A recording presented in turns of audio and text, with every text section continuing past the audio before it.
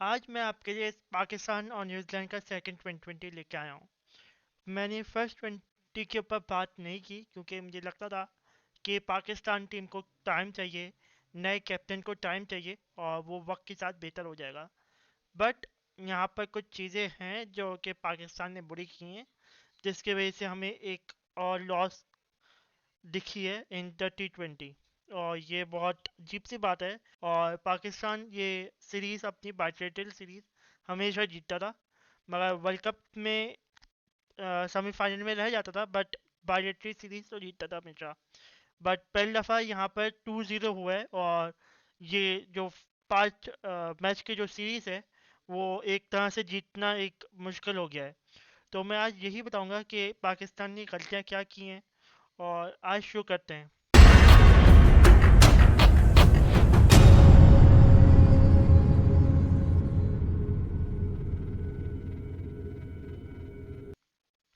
अगर आप सबसे पहले बॉलिंग से देखेंगे कि बॉलिंग बॉलिंग आपकी बहुत ही साधारण हुई है और बकवास हुई है, क्योंकि अगर आप शाहिन शाह अफरीदी को देखेंगे तो वो नया बॉलर है और वो नई बॉल से बॉलिंग करा सकता है।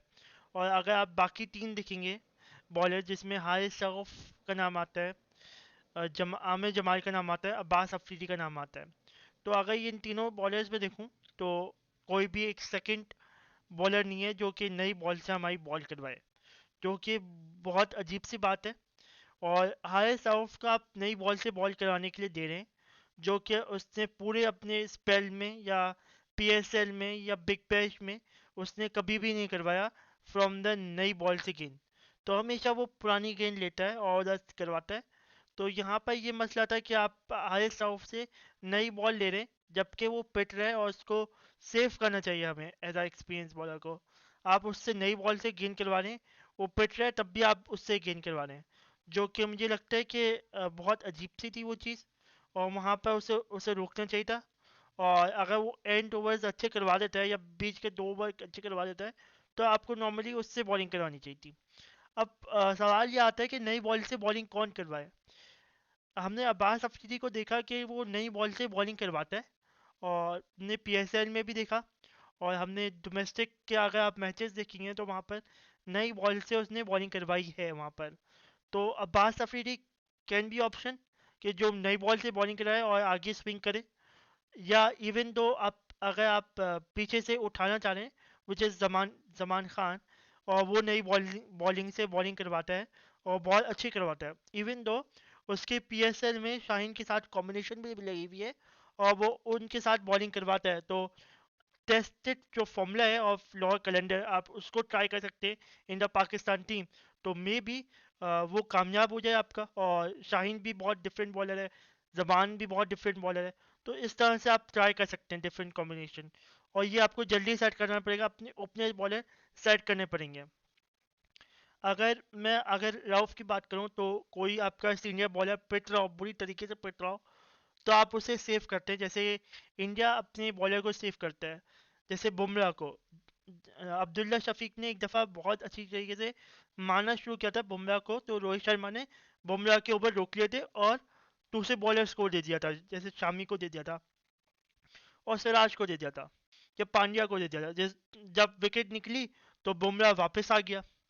इसी तरह आपको अपने अपने मोस्ट एक्सपीरियंस बॉलर्स को सेव करके रखना है। और कम से कम उनसे मार खानी है, क्योंकि अगर वो कम मार खाएंगे और फिर विकटें लेंगे वो और ज़्यादा, तो बाकी बॉलर्स को भी कॉन्फिडेंट आएगा कि बाकी बॉलर्स चढ़ के आएंगे कि यार ये बॉलर ने विकेट लिए, इसने कम रन दिए, अब मैं भी पोटेंशियल पे आऊँ और मैं भी फाइट बैक करूँ। तो इस तरह से आप अब कैप्टन को सोचना चाहिए, समझना चाहिए कि नए बॉलर से बॉलिंग किसकी होगी और अपने बॉलर्स को सेव करे। और इस तरह से। और अगर मैं यॉर्कर्स की बात करूं या बाउंसर्स की बात करूं तो मुझे पहले ओवर में मुझे यॉर्कर दिखी फ्रॉम द शाइन शाविदी, जो कि उसने पाँव पे मारी और 2 डिग्री स्विंग दिखी मुझे और बहुत अच्छी थी। उसके बाद मुझे कोई यॉर्कर नहीं दिखी, और यॉर्कर दिखी भी तो बहुत अजीब सी वेट लेंथ पे यॉर्कर दिखी, जो कि बैट्समैन उसे को फुल टॉस बना के मार रहे थे और बहुत प्रिडिक्टेबल यॉर्कर्स थी वो। तो वहाँ पर काम होना चाहिए कि वहाँ पर स्लो वन यॉर्कर या वाइड यॉर्कर या शार्प इन स्विंग यॉर्कर, तो यॉर्कर्स पे काम हो सकता है और वहाँ पे यॉर्कर्स के ऊपर राइट लेन ढूंढ सकते हैं और इसके ऊपर काम कर सकते हैं एज अ बॉलिंग कोच जो उमर गुल है हमारा लगा हुआ। और फिर उसके बाद दूसरी चीज़, हमें बाउंसर नहीं दिखेंगे, बैट्समैन निकल लेते हैं, मुंह पे निकल लेते हैं, तो फास्ट बॉलर को बाउंसर मारनी चाहिए थी और अच्छी शार्प बाउंसर मारनी चाहिए थी। सवाए आमिर जमाल के मुझे बाउंसरें नहीं दिखी जो कि शार्प बाउंसर मारी हो और बैट्समैन को डराया हो जिस पर, और बैट्समैन उस पर बैकफुट पे आ सकता था। अगर मैं लेग स्पिनर की बात करूँ तो लेग स्पिनर बहुत फ्लाइट कर रहा है गेंद और उसकी स्पीड 84 और 90 पे टच कर रही है, जिसकी वजह से फ्लाइट की वजह से और आगे जब बॉल कराते हैं तो वहाँ पर बैट्समैन अच्छी तरह से फुट मूवमेंट यूज़ करके उसे मार सकते हैं सामने और कवर्स की जाने। अगर आप ज़रा सी फ्लाइट कम करें और क्विक क्विक होएं अंदर कि जैसे आपकी बॉल 90 से अबव जाती थी तो आपको विकेट भी मिली। इ- इसकी वजह यह है कि आप उस अगर वो वाली बॉल देखेंगे तो आपकी वो उस पर फ्लाइट कम थी और वो क्विक थी, जिसकी वजह से आपको अपनी बॉल क्विक करानी पड़ेगी और लाइन और लाइन में करवानी पड़ेगी, क्योंकि वो बॉल लाइन में पिच होके सीधे विकेटों में लगी है, जो कि फिन एलन को खेलने में बड़ी मुश्किल हुई और जिसकी वजह से वो आउट हुआ। तो ये चीज़ है जो लेग स्पिनर को समझनी चाहिए। और लेग स्पिन में मुझे सिर्फ एक इक्का या दुक्का बॉल दिखी मुझे, बाकी बॉलें नहीं दिखी, जिसकी वजह से हमारा स्कोर 195 रन हो गया, जो कि बहुत बड़ा स्कोर है, जिसमें पावर प्ले में भी हमने अच्छे खासे रन दिए, जिसमें 2 ओवर में राउफ ने 30 रन दिए, शाहीन ने अच्छा अच्छा पहला ओवर किया बट सेकेंड ओवर में वो पिटा वो, और ऐसे ही हमने बहुत गंदी बॉलिंग की। तो ये चीज़ हमें समझनी चाहिए। अगर आप वेरिएशन करते हैं तो वेरिएशन वेरिएशन को हम लोग एक्यूरेट करें, हम लाइन में रख के करें और डिफरेंट वेरिएशन करें, क्योंकि अब्बास अफरीदी को सिर्फ एक ही वेरिएशन आती है मुझे लगता है, बैक ऑफ द हैंड, और वो बॉल अच्छी करता है, बट उसे थोड़ी सी डिफरेंट वेरिएशन सिखा सकते हैं और वो लर्न कर सकता है और वो लाइन में रहे, क्योंकि 2-3 दफ़ा उसने लाइन छोड़ी जिसकी वजह से वाइड हुआ और वो क्रॉस हो सकते थे उधर, और बट आजम खान ने बहुत अच्छा डिफेंड किया उसे और उसे वेल फील्ड किया उसे। तो मैं यही कहूँगा कि आप लाइन और लैंड में रहें, फोर स्टंप पे बॉलिंग करवाएं, टू द विकेट्स बॉलिंग कराएं, और आप रिसीव करें with the cutters with the slow one, और यहाँ इस पिच पे ज़्यादा वेरिएशन करेंगे तो आप ज़्यादा कामयाब होंगे इसमें, क्योंकि सोडी भी बहुत सारी वेरिएशन करता है, और सोडी के अलावा भी हमने काफ़ी बॉलर्स को जैसे मिड लाइन को और सी सी एस को हमने वेरिएशन करते हुए देखा। तो यहाँ पर वेरिएशन हमें दिखने को मिली फ्रॉम द न्यूजीलैंड बॉलर, जो कि हम लोग सीख सकते हैं और उसी तरह हम लोग बॉलिंग करा सकते हैं।